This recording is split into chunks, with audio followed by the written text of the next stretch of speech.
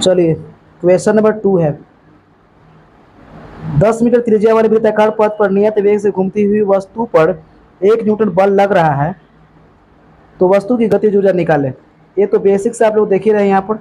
चलिए आइए इसको हम लोग ट्रिक से सोल्यूशन करने वाले हैं, मतलब कि ट्रिक से ही सोल्यूशन किए हुए हैं।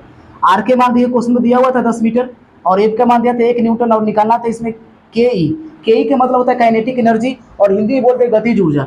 यानी हम लोग को यहाँ पर निकालना था कुछ गतिज ऊर्जा का मान निकालना था। ओके, तो देखिए के ई का सूत्र क्या होता है, 1/2 MVS होता है, इसको फर्स्ट मान लिए हम लोग। और अभिकेंद्र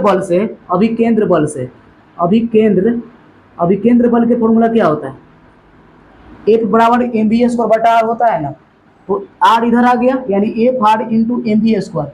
ऐसा इसलिए किए क्योंकि MVA स्क्वायर के जगह पर हम लोग F R को रख सकते हैं, तो के ई जैम करते हूँ 1/2 जैम करते हूँ और MVA स्क्वायर के बदले लिख सकते हैं। देखिए तो यहाँ पर F R है तो F इंटू R लिख दिए, यानी के ई का सूत्र हो जाएगा 1/2 into F R।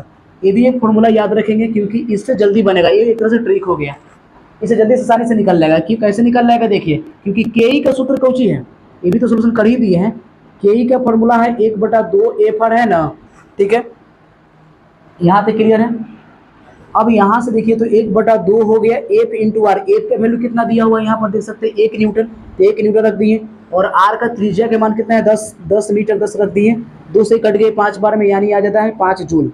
Kinetic energy ऐसा ही मतलब क्या होता है, जूल होता है, इसलिए 5 जूल इसका आंसर आ जाएगा।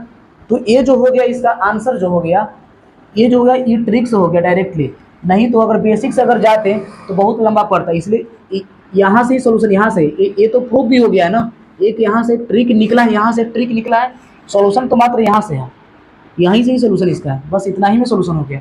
अगर बेसिक से जाइएगा तो थोड़ा सा ज़्यादा लगेगा टाइमिंग इसमें, लेकिन ये ट्रिक से हो गई, ये जल्दी बन गया। चलिए।